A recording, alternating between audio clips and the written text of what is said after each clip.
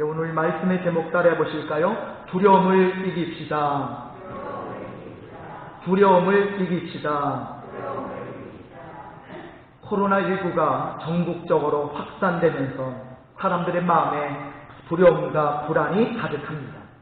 성경에서 하나님이 가장 많이 반복하신 명령은 서로 사랑하라라는 것도 아니고 전도하라라는 명령도 아닙니다.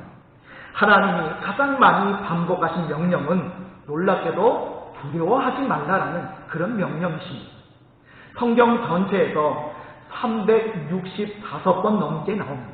그러니까 우리가 매일 기억해야 할 말씀이란 뜻이죠.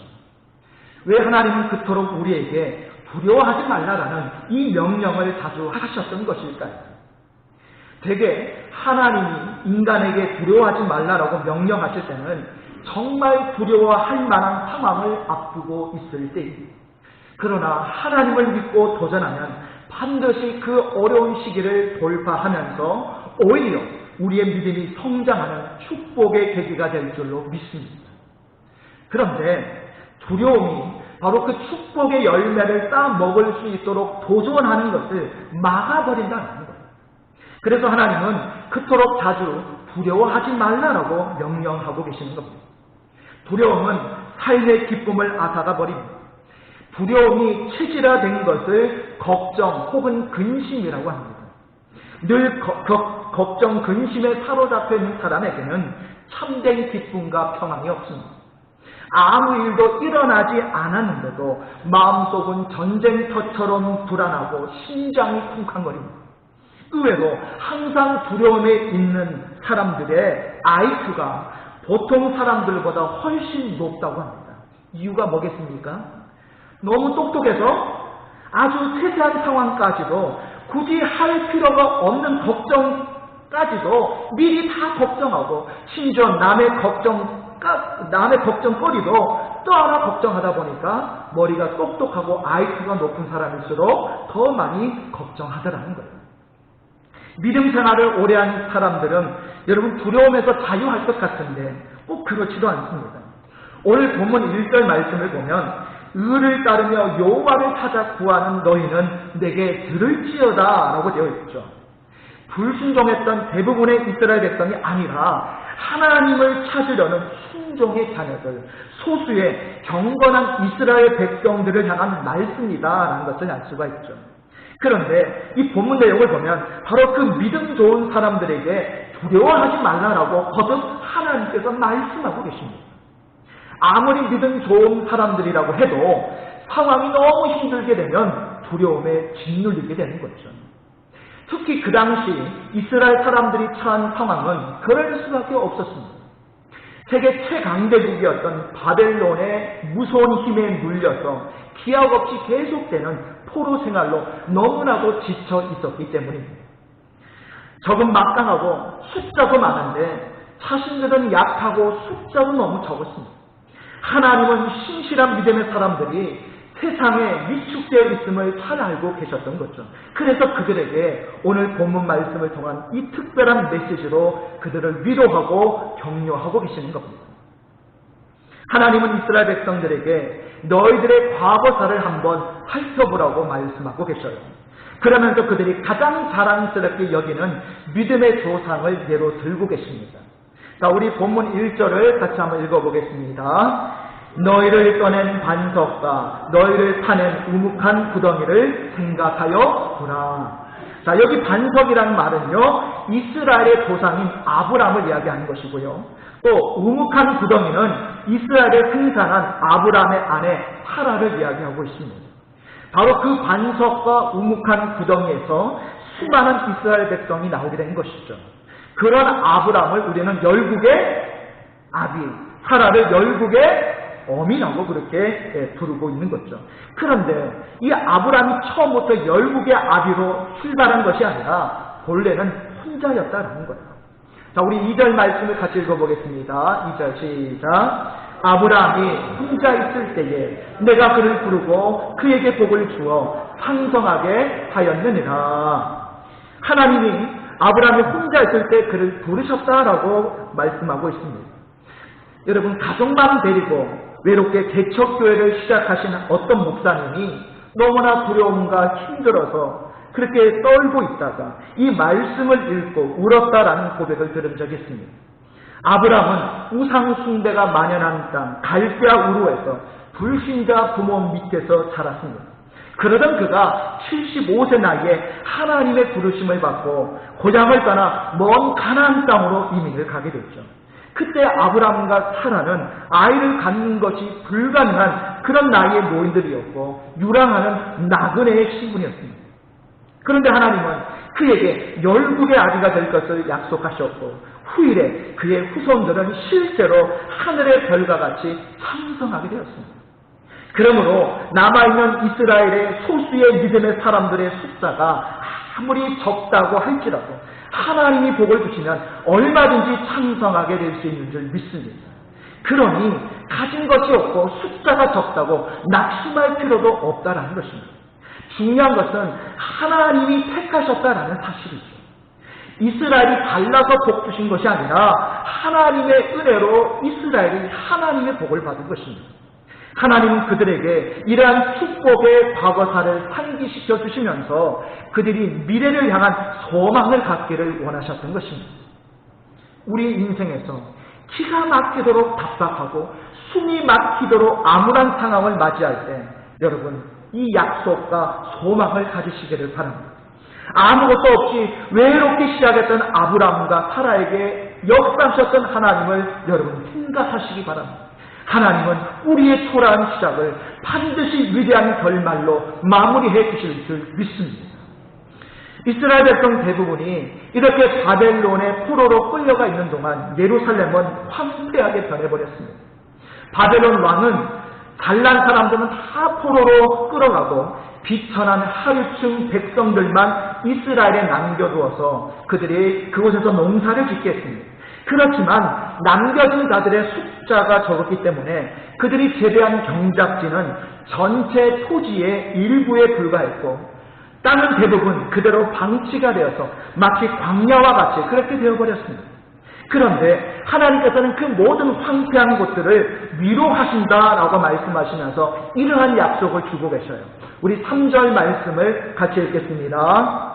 나 여호와가 시온의 모든 황폐한 곳들을 위로하여 그 사막을 에덴 같게 그 광야를 여호와의 동산 같게 하였나니 그 가운데에 기뻐함과 즐거워함과 감사함과 창화하는 소리가 있으리라. 여기 보면 위로한다, 위로하여라는 말이 나오는데요. 이 위로한다는 말은 단순히 따뜻한 말, 좋은 말을 해주시는 것이 아니라 실제로 손을 대서 고치시고 살리시는 것을 뜻합니다. 하나님께서는 이미 그들의 부서진 삶의 현장을 다시 복구하고 계신다는 거예요. 어느 정도 수준까지 회복시키느냐 하면 이전에 황폐하게 되기 전보다 훨씬 더 좋은 수준으로 회복시켜 주시겠다는 거예요. 하나님께서는 이 시온 땅을 회복시키면서 에덴과 같이 물이 넉넉하고 각종 과실이 풍성한 나군으로 만드시겠다라고 말씀하십니다. 그때 이 시온에서는 기쁨과 즐거움과 감사의 노랫소리가 차고 넘치게 될 것입니다. 하나님께서 우리의 부서진 인생을 회복시키실 때 이전 수준으로 회복시키시는 게 아니라 이전보다 훨씬 더 풍성하고 단단하게 회복시켜 주실 줄 믿습니다.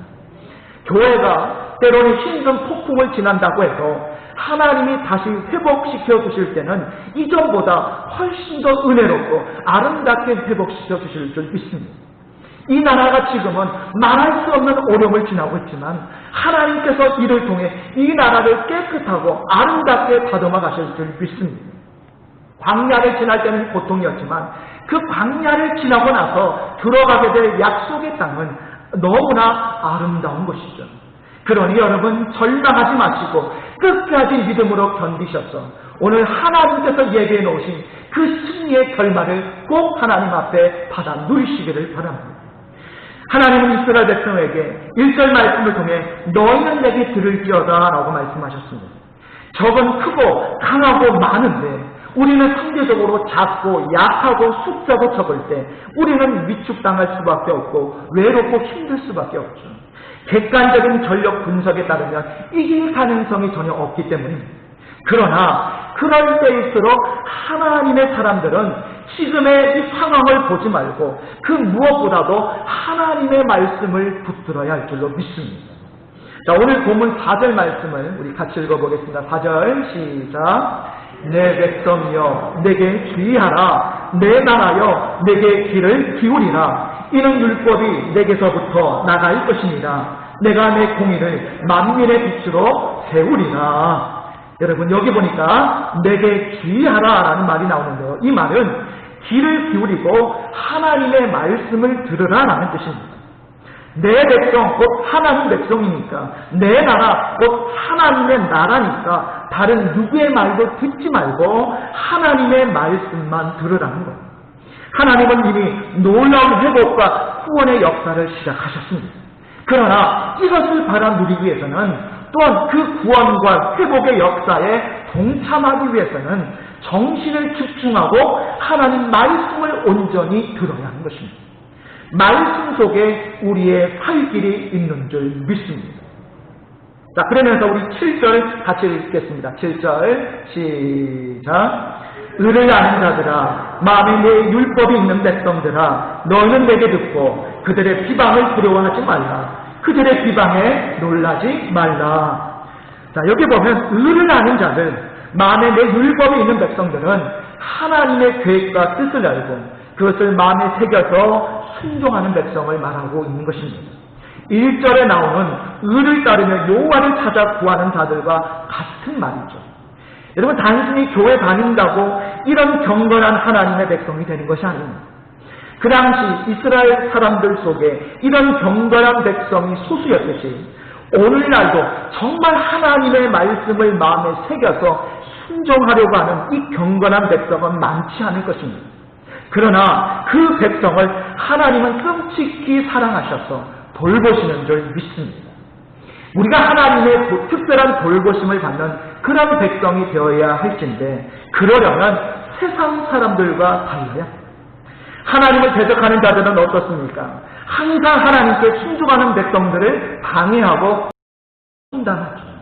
그러나 하나님께서는 그들의 말을 두려워하거나 그 말의 사나움에 놀라지 말라라고 말씀하고 계십니다. 평소 우리는 하나님의 말씀도 듣고 때로는 사람들의 말도 섞어 들으며 살아갑니다. 그러나 너무 힘들고 혼란스러울 때는 사람 말을 듣거나 하나님 말씀을 듣거나 확실히 양자 택을 해야 할 때가 분명히 오게 됩니다. 상황이 힘들고 판단이 안 서는 때일수록 오직 하나님 말씀만 들어야지 사람들 말과 하나님 말씀을 섞어 들으면 어떻게 될까요? 점점 사람들 말에 귀를 기울이게 됩니다. 그러면 사정이라도 더 두려워하게 되고 놀라게 되는 거예요. 저도 때론 너무 힘들거나 판단이 제대로 안 쓰고 혼란스러울 때는 무조건 말씀과 기도에 집중합니다. 이 사람 저 사람의 말들이 너무 무성하여 판단이 안 설 때는 오직 하나님의 말씀을 기도 가운데 들어야 하는 것입니다. 나와 친한 사람들, 똑똑한 사람들, 주변에 많은 사람들이 말한다고 해서 반드시 그 말이 진리는 아닙니다. 하나님의 말씀을 듣고 기도하면서 판단해야 될 때가 많습니다. 하나님의 백성을 함부로 비방하고 공격하는 사람들은 너무나 허무하게 무너질 것입니다. 그러나 하나님의 공의와 후원은 영원할 줄 믿습니다. 그러므로 지금은 너무나도 강해 보이고 그들이 커 보이지만 순식간에 사라질 사람들의 비방에 여러분 흔들리지 마시기를 바랍니다. 사납고 강하게 말하는 이 사람들의 숫자는 사실 그렇게 많지 않습니다. 그러나 그들의 어투가 강하고 나름대로 논리도 있고 여러 사람이 자기에게 동조하는 것처럼 말하기 때문에 실제 상황보다 훨씬 더 문제가 심각해 보이는 것은 사실입니다. 그러나 기도하는 하나님의 사람들은 영적 분별력을 가지고 듣기 때문에 그 말에 들어가 있는 거품을 제거하고 털어버릴 수 있다는 거예요. 악한 자들의 비방과 공격의 말을 너무 묵상하고 있으면 거기에 힘을 실어주게 됩니다. 그러나 내가 하나님 말씀만 붙잡고 있으면 결국 거짓된 말들은 힘을 잃게 되고 땅에 떨어져서 흔적도 없이 사라지고야 말 줄로 믿습니다. 자, 계속해서 우리 본문 12절을 같이 읽어보겠습니다. 시작. 이르시되 너희를 위로하는 자는 나 곧 나이니라. 너는 어떠한 자이기에 죽을 사람을 두려워하며 풀같이 될 사람의 아들을 두려워하느냐. 자, 여기 보면 하나님께서 내가 너희를 위로한다 라는 말을 명곡 두 번이나 반복하시죠. 너를 위로하는 자는 나 곧 나이니라. 이 부분에서 제가 어떤 명곡 한 곡이 딱 생각이 났습니다. 나야 나야. 예, 누구 노래죠? 남진 씨 나야 나. 그 곡이 딱 연상이 되더라고요. 쉽게 말해서 하나님께서 나란 말이야. 내 말만 들으면 되는데 왜 자꾸 다른 데 시선을 돌려서 불안해하는 거냐라고 지금 가슴을 치고 계시는 겁니다. 전능하신 하나님께서 자신들을 직접 위로하고 계신다는 사실을 도무지 믿지 못하는 이스라엘 백성을 향한 하나님의 안타까운 마음이 되어 있는 거죠. 보이지 않는 하나님께 기도하면서 하나님의 음성 듣기에 집중하는 사람들에게는 하늘의 위로가 임할 줄 믿습니다. 그러나 답답한 마음에 자꾸 보이는 사람과만 의논을 하고 하루 종일 뉴스만 보면서 그 보이는 현실만 바라보는 사람에게는 두려움이 끊이지 않고 몰려올 수밖에 없는 것입니다. 오늘 본문 13절도 우리 같이 읽어보겠습니다. 13절 시작. 하늘을 펴고 땅의 기초를 정하고 너를 지은 자 여호와를 어찌하여 잊어버렸느냐. 너를 멸하려고 준비하는 저 학대자의 분노를 어찌하여 항상 종일 두려워하느냐. 학대자의 분노가 어디 있느냐. 여러분, 문제와 시킬수록 더 큰 문제가 되는 거예요. 바벨론만 바라보고 있으면 이 바벨론의 두려움에서 벗어날 수 없습니다. 그래서 하나님께서는 이 바벨론보다 더 큰 하나님의 위대하심을 묵상하라라고 말씀하고 계시는 거예요. 하나님이 어떤 분입니까? 하늘을 펴고 땅의 기초를 정하고 너를 지은 자라고 그렇게 말씀하셨죠. 그런데 너는 어찌하여 그런 하나님의 위대함을 잊어버렸느냐라고 말씀하십니다. 실제로 잊었다는 게 아니라 어째서 그 하나님을 믿는 믿음이 이렇게 연약해졌느냐라고 말씀하고 계시는 거죠. 이 말씀은 앞절의 내용과 연결해서 이해해야 됩니다. 어째서 너는 계속해서 사람들의 사나운 비방의 말만 묵상함으로써 두려움에 계속 사로잡혀 있느냐는 것입니다. 그것은 하나님께 시선을 떼었기 때문이라는 거예요. 그렇게 되면 믿음이 흔들리고 약해져서 두려움의 노예가 되어 영적으로 무기력해지게 되고 마는 거죠. 주님만 바라보며 갈 때는 물 위를 잘 걸어가던 베드로가 갑자기 주변의 성난 파도를 보기 시작하더니 겁에 질려 물에 빠져버리고 말았습니다. 믿음이 약해지면 믿음으로 얼마든지 극복할 수 있었던 문제가 오히려 나를 삼키게 되는 거예요. 다시 살아나는 유일한 방법은 다시 주님께로, 우리 하나님께로 시선을 고정시키는 것입니다. 너를 멸하려고 준비하는 저 학대자의 분노를 어찌하여 항상 종일 두려워하느냐. 여러분, 무슨 말씀입니까? 문제가 없다는 것도 아니고 적이 약하다는 것도 아닙니다. 하나님은 이스라엘을 지금 억누르고 있는 이 무서운 적 바벨론의 실체를 알고 계셨고 인정하고 계시죠. 당시 바벨론은 이스라엘 백성들이 다시는 일어서지 못하도록 온갖 모략과 조직적인 방법을 동원해서 그들을 압제하고 있었습니다. 바벨론은 온갖 교활하고 악한 방법으로 하나님의 백성들을 끈질기게 공격하고 있는 사탄 마귀의 세력을 상징하고 있어요. 그 학대자 바벨론의 분노를 하나님의 백성들이 항상 종일 두려워했다라고 말씀하고 있죠. 두려울 때는 여러분 때와 장소가 따로 없습니다. 밥 먹을 때도 모래 씹는 것 같아서 밥이 잘 넘어가지가 않고, 잠을 잘 때도 마음이 편하지 않아서 가슴이 쿵쾅거립니다. 도무지 사람들을 믿을 수가 없고 언제 무슨 일이 터질지 모를 미래가 불안하기만 합니다. 문제보다 더 무서운 것은 그 문제에 대한 두려움입니다. 이스라엘 백성들은 바벨론에 대한 공포와 두려움 속에 하루 종일 사로잡혀 있었습니다. 그러니까 사는 게 아니었던 거죠. 하나님은 불쌍한 그들의 이런 마음 상태를 아시고 다시금 담대하라고 용기를 주고 계시는 겁니다. 하나님은 두려움에 떨고 있는 이스라엘을 향해 학대자의 분노가 어디 있느냐라고 묻고 계시죠. 우리 눈에는 빵이 보이는데 하나님은 어디 있느냐라고 하십니다. 자, 영적 눈으로 볼 때 그렇다는 말씀이죠. 하나님의 위대하심과 비교해 볼 때 저 바벨론 따위는 아무것도 아님을 알라라는 거예요. 너희들이 바벨론 무서워하는 거 이해해. 그러나 너희 하나님은 바벨론보다 몇천 배 더 크고 강하다. 걱정하지 마라. 내가 너를 지키고 구원할 것이다 라고 말씀하고 계시는 줄 믿습니다. 여러분, 우리를 해하려고 하는 사람들이 있다요. 그리고 그들이 아무리 많고 강하다 할지라도 우리는 우리의 시선을 오직 하나님께만 고정해야 합니다. 상황이 힘들수록 우리는 자꾸 하나님을 작게 보게 되는데 크신 하나님을 여러분 크게 믿어야 할 줄로 믿습니다. 크신 하나님을 크신 하나님이라고 인정해 드려야 합니다. 코로나19가 무섭지 않다는 게 아닙니다. 의학적인 조치가 필요하지 않다는 게 아닙니다. 그러나 그것만 가지고 어찌 우리의 모든 두려움을 이길 수 있겠습니까? 바이러스보다 크신 하나님을 보라는 것입니다. 하나님께서 우리를 지키시니 전혀 두려워할 필요가 없다고 하십니다.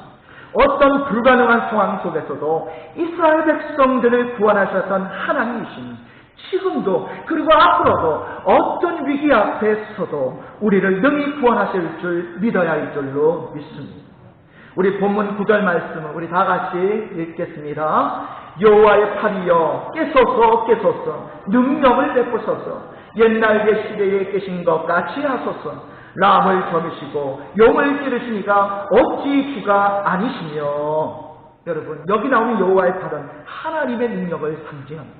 이 힘든 현실에 처한 우리를 구원하시기 위해서 하나님께서 다시 한번 능력을 베풀어 주시기를 간절히 호소하고 있죠.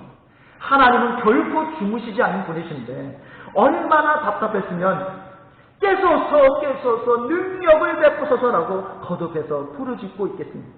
이 기도를 들었던 사람들의 당시 상황은 안 봐도 눈에 훤하죠. 금식하며 피눈물을 쏟으며 얼굴을 땅에 대고 가슴을 찧어 뜯으면서 울부짖었을 것입니다. 너무나 힘들고 너무나 두려운데 세상적으로 기댈 대상이 없으니 하나님밖에는 호소할 데가 없으니 그렇게 울부짖으며 기도했을 것입니다. 교만한 마음으로는 결코 이렇게 애절하게 기도 못합니다. 상황이 진짜 너무 힘든 거예요. 이해관계와 변수들이 너무 복잡하게 얽혀서 자기 능력으로는 길이 너무나도 안 보이기 때문에 하나님께만 울부짖고 있는 것입니다. 자신의 무기력함을 너무나 잘 알기 때문에 하나님만 붙들고 있는 사람이 할 수 있는 기도인 거예요. 두려워하고 근심하고 걱정하는 시간, 최악의 상황을 미리 상상하며 힘들어하는 시간, 이 시간들을 즉시 기도의 시간으로 바꾸시기를 바랍니다. 기도가 쌓이면 쌓일수록 반대로 두려움은 줄어들게 됩니다. 그래서 온갖 두려움과 싸울 수밖에 없는 광야를 뚫고 나온 사람들은 불같은 기도의 사람이 될 수밖에 없습니다. 기도의 사람에게도 두려움은 있지만 이 두려움을 기도로 극복해내는 거예요. 성경이 가르치는 것과 다른 내용을 가르치는 것을 우리가 이단이라고 하는데 그 어떤 이단 사상보다 더 지독한 이단이 뭐냐? 바로 두려움입니다. 왜냐하면 두려움은 마치 우리의 하나님이 작고 능력도 없고 내 상황에 별로 신경도 안 쓰시는 분이라고 하는 것과 다름이 없기 때문이죠. 그러나 본 말씀을 통해 우리는 오직 하나님의 말씀을 붙잡음으로 두려움을 극복할 수 있다는 것을 다시 한번 확신할 수 있습니다. 바울이 제자 디모데에게 말했듯이 하나님이 우리에게 주신 것은 두려워하는 마음이 아니요 오직 능력과 사랑과 절제하는 마음인 줄 믿습니다. 오직 예수의 이름으로 강하고 담대하시기를 바랍니다. 지금은 비록 우리가 어둠 속을 걸어가고 있다고 할지라도 우리는 반드시 살아나고 회복되고 일어날 것이며 승리하게 될 줄로 믿습니다. 이 말씀을 붙잡고 믿음으로 두려움을 이기는 저와 여러분 되시기를 주님의 이름으로 축복합니다.